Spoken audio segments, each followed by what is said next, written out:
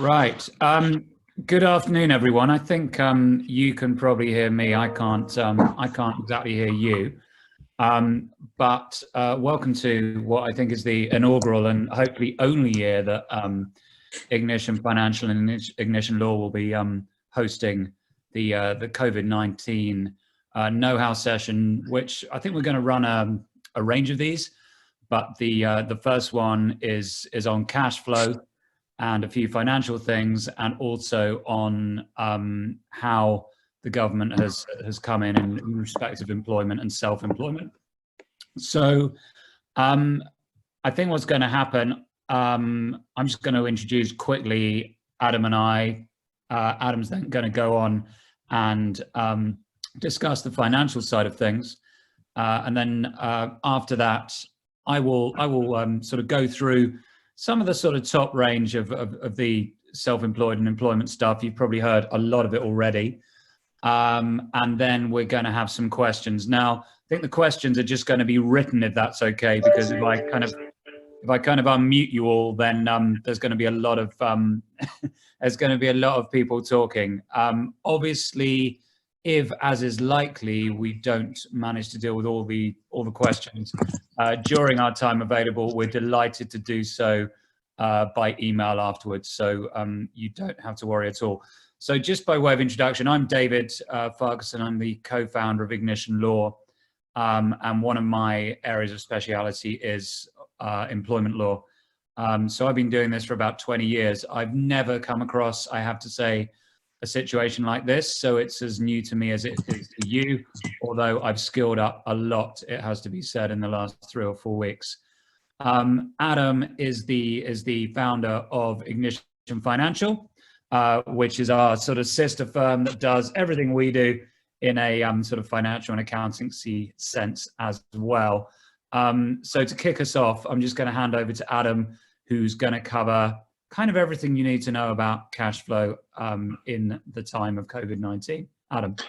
Thank you, David. Hi. I know that at times like this, everyone is thinking about cash flow. So, and I'm aware that we've got quite a broad audience on the call today. So what I'm going to try and do is give an overview of what we think the most important, if I say levers for your cash flow are at the moment.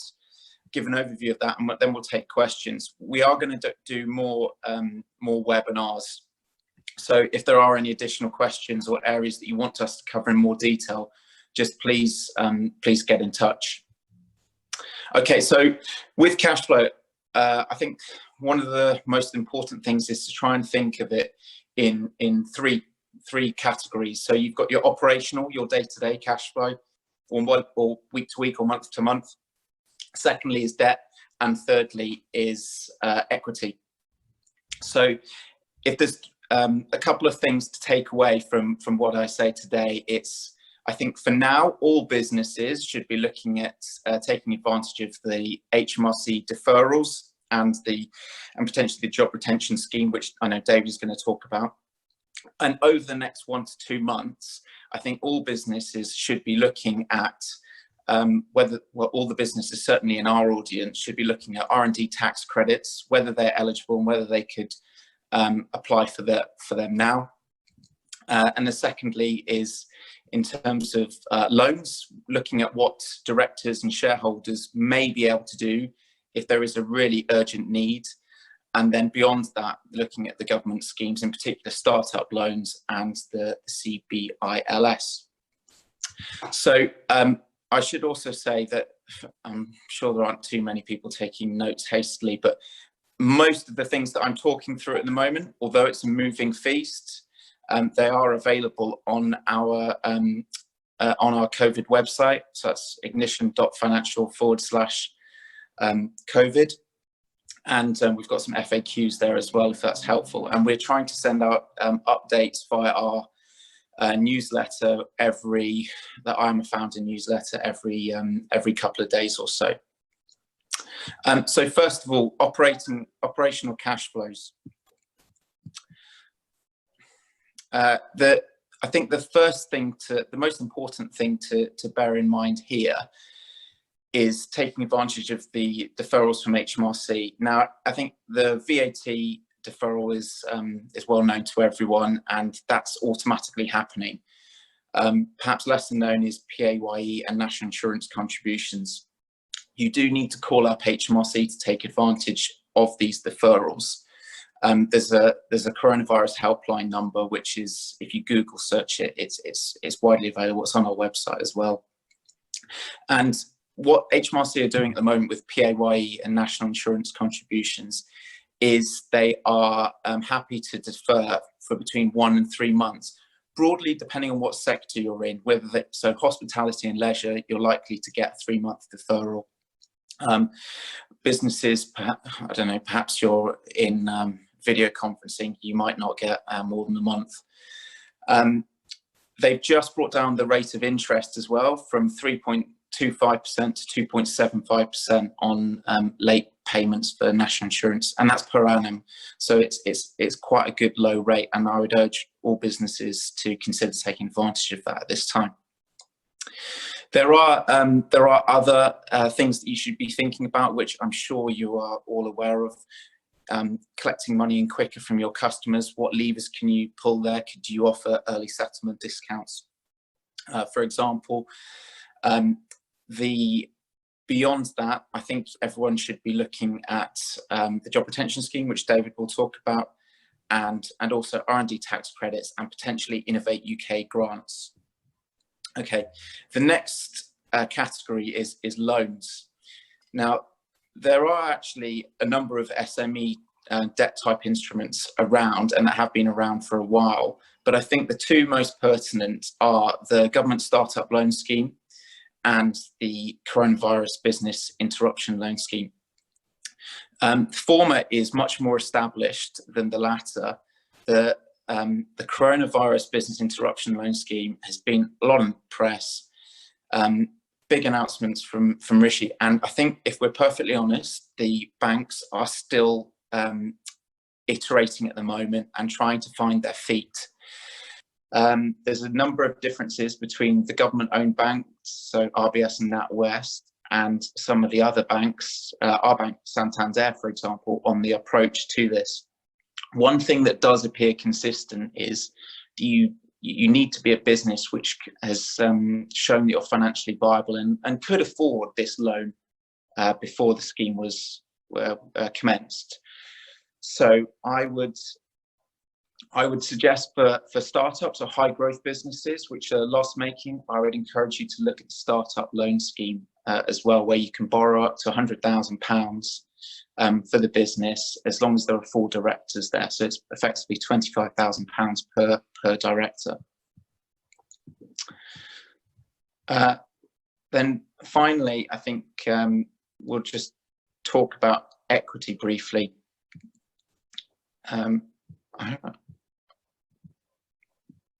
David, can you still hear me? I've still got you, Adam. Yeah. Okay, great. I can still hear you.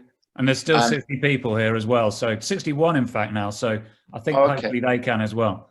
Okay, so hopefully too many aren't switching off. It's a bit like that program with Paddy McGuinness, isn't it? Yeah, it is. It is. It's Take Me Out, except it's not Saturday night.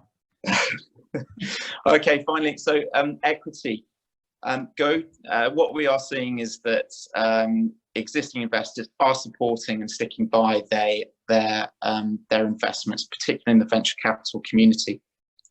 If you are mid-round or mid-investment round at the moment, use something like an advanced subscription agreement to get cash in now. It means you don't have to close the round straight away. You can get the money in on a simple letter. It's called an advanced subscription agreement. You can get some cash in now, and you can close the round later when hopefully things settle down a little bit. The final thing that I'll share with you briefly is PwC's RAISE program just released some research, 84 venture capitalists, and I'll just share a couple of the highlights with you now.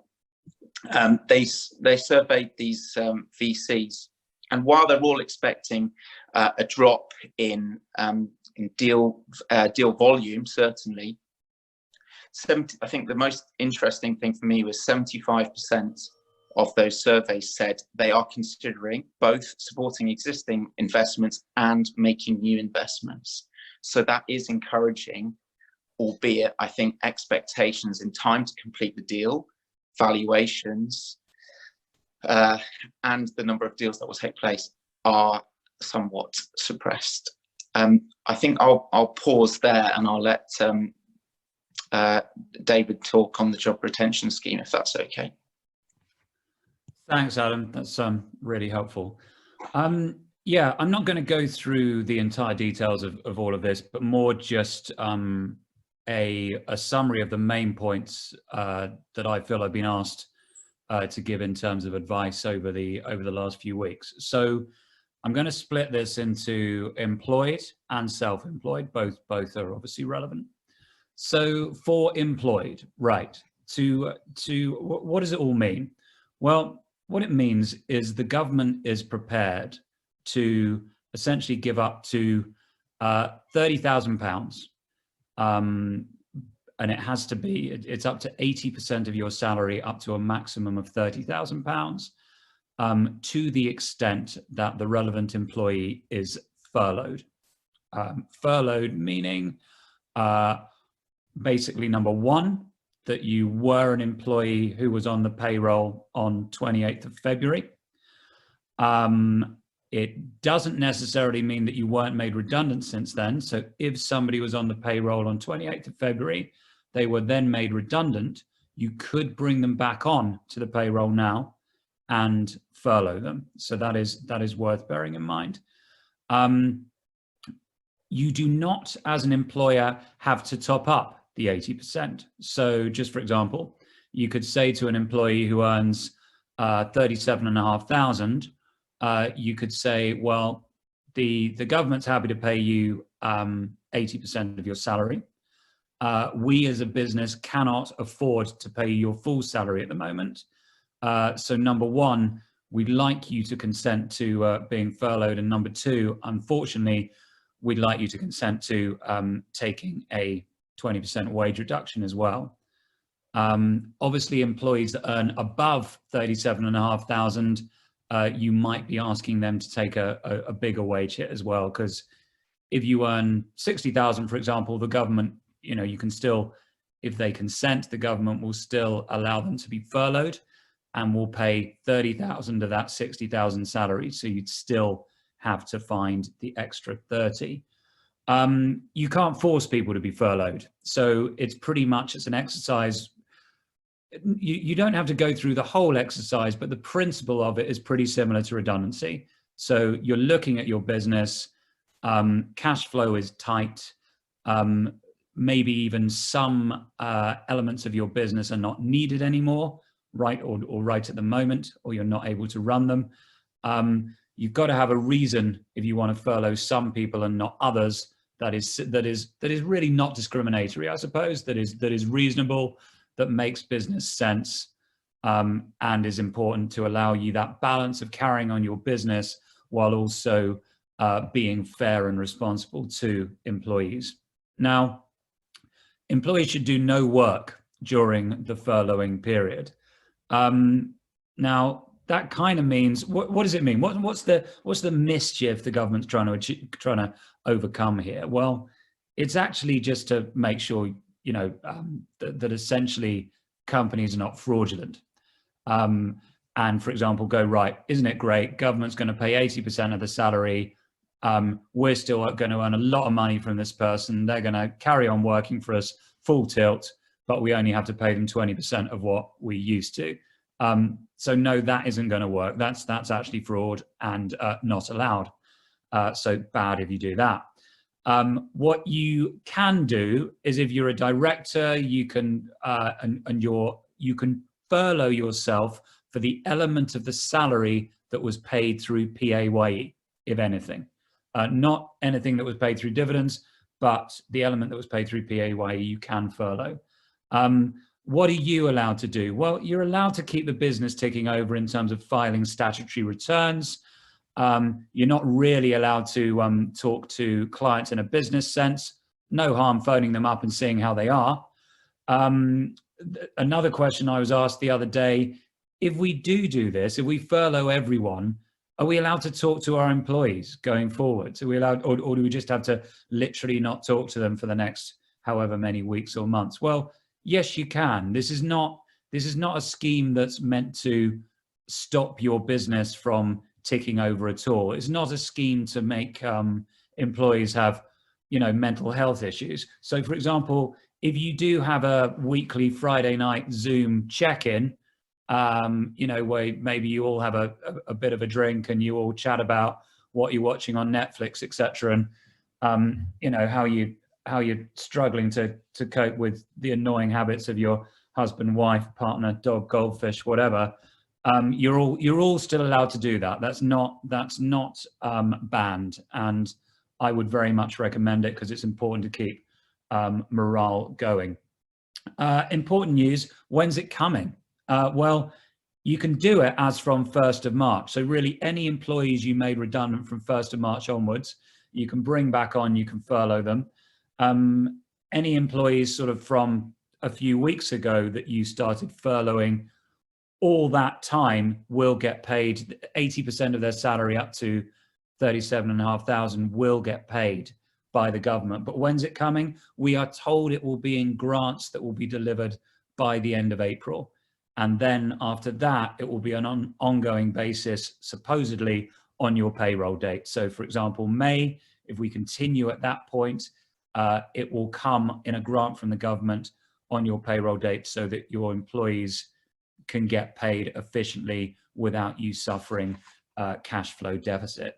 So that's kind of like, that's the employee side of things in most senses. Lots of questions you can ask afterwards. Self-employed, well, they all got left out, didn't they? Which was all a little bit unfair. And so eventually the government, who are kind of doing a great job really, but trying to react day to day, they basically said, well, let's try and do something similar for the self-employed. So what do the self-employed get? Well, what do you have to have been? You have to have been self-employed prior to 6th of April 2019. So quite a long way back. If you, and you have to have filed a tax return to prove that for 2018 to 2019. However, you do have until 26th of April 2020. So you've still got time to file that tax return if you want to.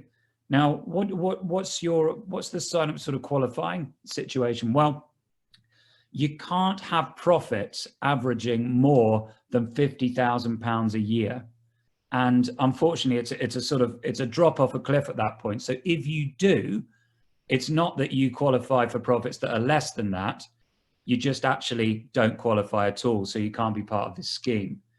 But if your average profits as a self-employed person over the last 3 years are sort of basically less than 50,000, then the government will basically mimic the same scheme as it has for employed workers. Essentially 80% of your profits up to a maximum of government maximum of £30,000 that they will pay for you.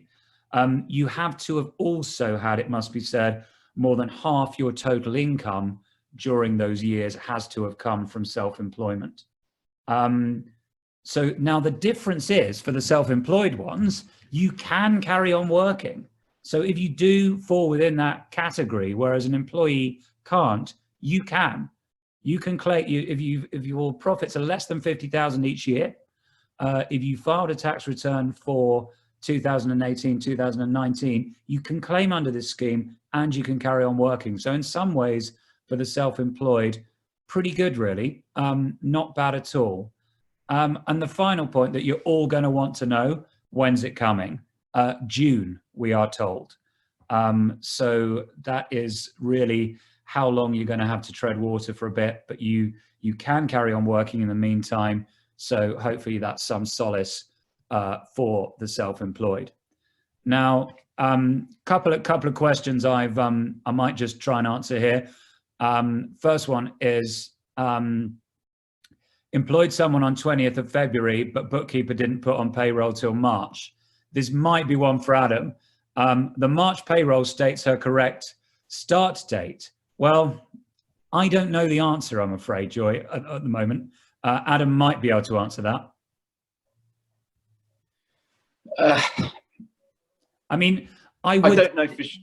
Yeah, I would think the answer has to be that if they were employed and there's a delay in recording that, you will be okay. Yeah, I agree. If you were part self-employed in 2018, 2019, but have been fully self-employed since, how would profits be calculated? Well, exactly, it's sort of the point I made earlier on. Was when you were 2018, 2019, were 50%, did you file a tax return for that year, and were 50% of your income from your self-employed status? If it was, then my feeling is that you qualify at that point, and that you can basically go on. Adam, would you agree with that? Yeah, I would agree with that, David. Yes. PAYE scenario: can the employee continue working for another business they're employed in, and if furloughed from my business? Yes, they can. Yes, they can. So that's hopefully helpful there. Yeah, if employee earns less than 50,000, sorry, if self-employed earns less than 50,000, they'll be able to claim 2,500 a month. That will be paid in one lump sum back in June, or can claim in June. I think we are told that provided you qualify, you'll get paid back kind of everything, you know, really up to date for this year back in June. Adam, do you have any thoughts on that one? Sorry, I'm. So the final question there from anonymous attendee. Yeah. If you can go on, it's on the Q&A bit. Yeah. Put it up now.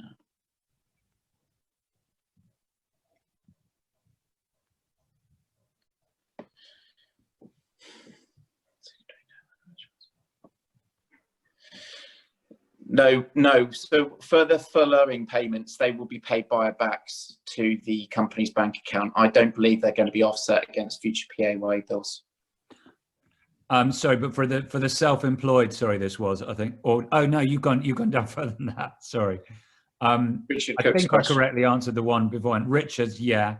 If we want to furlough now, 1st of April, can we backdate to 1st of March? Well, not for employees that were working for you fully from 1st of March, no. If you made someone redundant on 1st of March, as I understand it, you might be able to, good question, but as I understand it, you should, I don't think you'll be able to backdate the furlough, no, but you will be able to furlough them from this point onwards. Again, can your partner claim for the self-employed part of the business? Same points as before. Is 50% of his income self-employed? Did he file a tax return in 2018, 2019, or will he do by the end of April? That's the question there. So will they receive 7.5K in one go in June? Provided you claim, they'll receive the amounts you claim now. So I'd get in and claim kind of quickly. What if we reduce to 60% in April and furlough in May? What is the base for calculating claim? Well, until you furlough, until you sort of make that application, you won't have any contribution from the government if they're still working for you. So if they're still working for you now and get 60% of salary, then you can't furlough for that period that they're still working for you. You then go into May and you fully furlough them so that they're not working for you. The base of calculating the claim would be what would be, it sort of doesn't really change. So if, for example, they were earning 30,000, the government would pay 80% of that salary, provided you were still paying them 30,000. If, for example, somebody was earning 50,000 and you dropped their salary to, let's say, 37,500, the government would still pay 30 grand, if that if that makes sense. Can a subcontractor who just got hired as an employee be furloughed? No, you need to have been on the payroll as at 28th of February. How do you claim now? Adam might be able to talk about HMRC on that. Will furloughed employees need their remote system access removed? Phil? I mean, not necessarily, but in essence, you are not meant to be doing work. So, you know, if it's for checking in and seeing that everybody's okay, maybe even some future planning, that kind of stuff, it's probably okay. But the issue is it makes it with remote system access in place, it makes it easier to do work. You know, it might be safer to remove it. Furloughed staff, is it okay for them to keep an eye on their inbox and then forward anything needing action to other relevant staff, or do that? Does their inbox need to be shut down? Now, Rachel, I would say firmly, yes, it is fine as long as they're just forwarding it. It's not the intention of this to mean that businesses miss deadlines or, you know, fail to work. Adam, do you want to sort of hit the point about claiming now and what you do? There's a few questions about how do you claim now. Look, what we're hearing is that HMRC have to set up a brand new portal to handle this, and that payments will be made at the end of April, and that will be for March and April. So unfortunately, there isn't a way to claim now. Yeah, that's it. If you reduce the hours of an employee after 28th of February, does the job retention scheme use the reduced hours for the calculation? If you changed their contract to make their hours less, then yes, it would. If you, for example, said we're going to lower your hours for the next month and see how it goes, then you could kind of like, but that's documented with an ability to raise again, then you could raise to the higher level of pay and furlough for the lot. Is there a solution for directors of limited companies not being on PAYE? It's really hard at the moment, Anna, unfortunately, on that one. I would hope and think that they will look at that in the future a little bit. You read somewhere that inboxes needed to be shut down. That's probably an internal HR cautious point of view, which is, you know, if that's what the company's saying, then fair enough. But I'd repeat again, it is not the intention of this sort of regulation to stop a business functioning. It's just so that the relevant employee does not do work. So yeah, if you're forwarding emails to other employees who need to do work, you need to keep an eye on it so you don't miss deadlines, also that clients don't go elsewhere. I think that's fine. And it's totally fine, of course, to say, what are you watching on Netflix at the moment? This isn't meant to put individuals in solitary confinement, notwithstanding what HR departments might tell you. Any news on insurance premium tax being deferred to? I haven't heard any news on the insurance premium tax, but if we do, then we'll post that on online and put it in our newsletter as well. Loan topic, one for you, Adam, there, I think. Okay, question back on the loans topic. With business interruption loan scheme, is the best action to talk to your existing bank on what they would have to offer, or is it not fully set up yet to have these conversations? That's from Geraldine. Well, Geraldine, yes, I would say start conversations with your existing bank provider. Most of the banks being set up, most of the banks at the moment are saying they are prioritizing their existing clients, and within that, they are receiving a lot of inquiries, so they are going to have to prioritize within that. So what I would say is try and get in contact with your customer relationship manager if you have one. If you don't, most of the banks have a central telephone number which you can call up, and they'll allocate you to a member of their business banking team who can pick this up further with you. There are also intermediaries that can help. So for those of you who perhaps bank with some of the challenger banks who aren't participating in this scheme, we've set up a page with Swoop whereby you can You can have a look at the market and see which banks are kind of quickest to move and might be able to best to support you. And they've got some good advice. Swift have got some good advice on hand to help you there. There's a general question, Adam, which might be useful for you to answer about the net and gross element of furloughing. Yeah, sure. Yeah, do you want to just pick up on that? Yeah, so the maximum of 2,500 is gross pay. Okay, but the government will pay employers' national insurance contributions on top, and the minimum pension amount that needs to be paid via kind of the auto enrollment. Cool, thank you. Is the judgment about whether someone needs to be furloughed because there's not enough work at the business's discretion? It absolutely is, and the employee's got to consent, Matt. I mean, they're hardly unlikely to not consent given the situation, but they've got to consent. And the point goes back to really to save yourself from any kind of suggestion in the future that you've discriminated against one or other. It's best if you sort of approach it from a redundancy point of view. So it's like literally, let's look at this department. It's definitely not needed at the moment. We're going to furlough them because there isn't any business need, or particular roles within another department that they're not needed. Just as you say, at your discretion, but exercised reasonably and commercially. Good point about bringing employees in and out of furlough. Yes, you can. You're meant to be on furlough for a minimum of 3 weeks at a time. So, you know, if you are a photography studio, I totally get it's really hard because shoots come in, you know, just sometimes on an unexpected basis. But if it's possible to sort of book them within 3 week slots, for example, so you put someone on furlough, bring them back in, work hard, then they go back on furlough.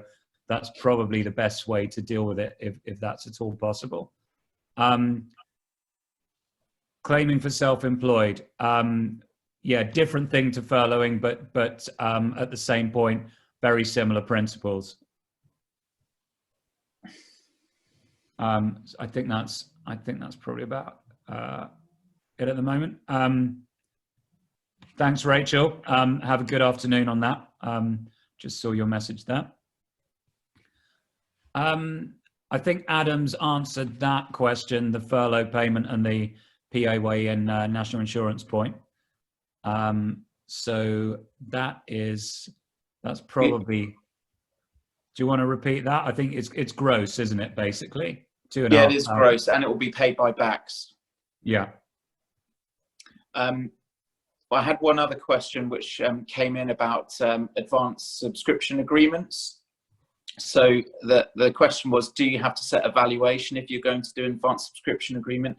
And the answer is no, you don't, and you never have done. Advanced subscription agreements are really, really good if you need to get some investment money in now. For those of you who are familiar with the US, they're called safe notes there. They're EIS compliant. What is common is you say, it's a simple letter which effectively says, dear Mr. Investor, if you could please transfer your pledge into the company's bank account. We acknowledge that this will convert into shares at the earlier of the fundraising closing, the business being bought out, or a long stop date of 6 months. And sometimes there is a discount offered to get people to encourage people to put the money in earlier rather than wait until the investment agreement and the articles and all the other negotiations and legal documentation has been finalised, which in normal times can take, I would say, 2 to 3 months. Cool. Just to repeat the same point on the self-employed, I don't think I probably covered that a bit quickly. So what's the requirements? This is really important. You must have been self-employed prior to the 6th of April 2019, and you must have or be about to, by the 26th of April this year, file a tax return as self-employed. You must have average profits over the last 3 years of less than 50,000 to qualify as part of the scheme. If you do, then it's pretty similar to furloughing for employees, in that the government will give you 80% of your kind of income up to 2,500 a month, in the same way as furloughing takes place. Significantly for self-employed, you do not have to stop working. You can carry on, and you can also make this claim. Now, Adam, about forms for the self-employed, do you know, can you sort of opine on that? I'm going to have to follow up and revert back on that one. Okay, cool. But I think broadly, as yeah, the important point is, if you haven't filed a tax return for last year, for 2018, 2019, do get it in before 26th of April, because that is clearly the important point to qualify. Charity sector. Now, Stephen, that's something I have been asked, and I have to say, haven't looked into it hugely at the moment, but it's important, so we will follow up on that one. Simon, if you furlough a member of staff, do you have to re-employ? No, you don't. I mean, you basically go into furloughing, and if in the midst of furlough or after furlough, you know, with the best will in the world, you have to make them redundant, then so be it, unfortunately. But it's just about, you know, trying to do your best. Sorry, going back to the self-employed question, David. So that applications aren't open yet. HMRC are going to get in touch and invite eligible self-employed individuals and members of partnerships as well to apply online as soon as the necessary processes are in place. So it'll be an online application form. And HMRC are obviously determining eligibility based on past self-assessment returns. Yeah. Can currently self-furloughed employees who are self-employed before June 2019 benefit from both programs? That's really interesting. Let me have a proper think about it, which I will. And we can, because what we do, we have everyone's email address, so we can come back with those questions. Fine, I'm literally noting them down. Yeah, I can take this one from Matt. If we arrange a PAYE deferral, is it possible to not pay it for a full year and only pay the 2.75% late payment interest?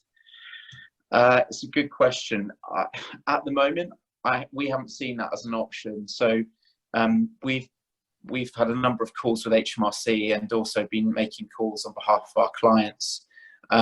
For some of those who are most in need, what HMRC are saying now is that they will defer it for 3 months, and they say, look, the very earliest you need to pay will be June, but at that point it will be due. It will be the entire balance plus interest.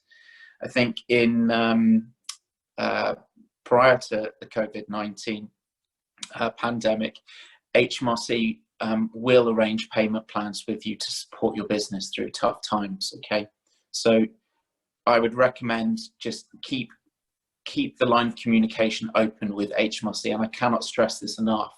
Do not just cancel direct debits or not make payments without calling them up. I know that the line is going to be busy, and that is very frustrating. We've been calling up probably a dozen times trying to get through. But yeah, please do persist and try and get through and call them. Just dealing with that last question, I've just thought about it. Yeah, obviously, if you're not currently self-employed, you can't take advantage of the scheme. Yes, you're, have to be, self-employed for 2018, 2019. You have to have filed the tax return, et cetera. But the important point is you're self-employed now to benefit. So it wouldn't be possible to benefit from both schemes really at the same time in that way.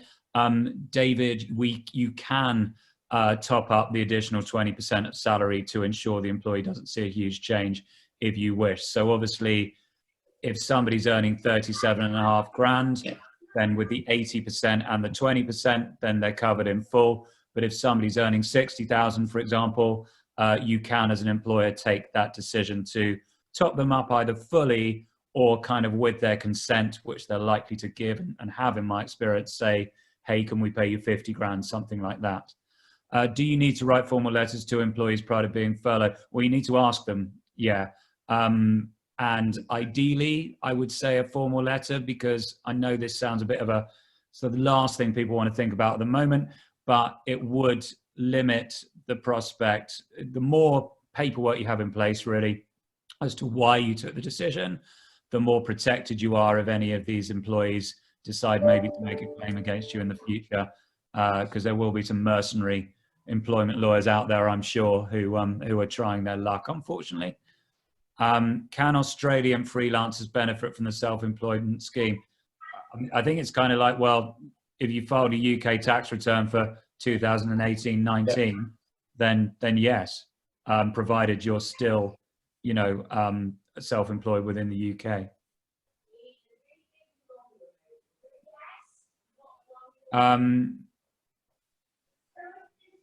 Extension of probation periods. Well, no, I don't necessarily think so, Dawn. It's kind of your choice. You know, if your contract says we can extend the probation period for an extra month, then maybe you want to do that. So you're totally allowed to, but it doesn't automatically happen, if that makes sense. Do we have template letters for furloughed employees? Put it this way, we can do it very cost effectively for you, but it is, I'm not just saying this, it's a slightly tricky area. So it needs to be slightly bespoke depending on what's happening, but we'll see what we can do. Any more questions? Anyone else? I think we might need to sort of wrap up this one pretty soon. Hope it's been helpful.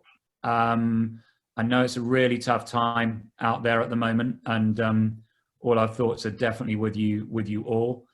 And definitely, if there's any more queries that you have, I know that you can email us. It's just david@ignition.law or adam@ignition.financial. It's pretty easy email address. We'll be delighted to help. And you know, certainly on the charity question that Stephen raised, we'll see if we can get back with something on that. Any other queries, please do ask. One more. Can contractors be furloughed? Well, if they're genuinely self-employed, then they'd go down that scheme. If they're on the payroll in any way, they can be furloughed. I mean, if they're contracted through a UK company, I think that's the one that falls between two stools right now, doesn't it, Adam? Yes. So yeah. Well, yes. So self-employed who are working through personal service companies, unfortunately, you would have to furlough yourself, and you can only claim up to 80% of the salary that you've been paying yourself through PAYE. Tech team expenses. I'm not quite sure if I understand this question, but if it's expenses subcontractors going through a limited company, then that would be ordinarily, it seems like it would be deductible against corporation tax. Yeah. But I guess the client or the customer of those technology contractors, there's no additional grants at this time for paying those bills. Few questions there. I think will does 50% or more apply to the number of hours worked or revenue? It applies to profits.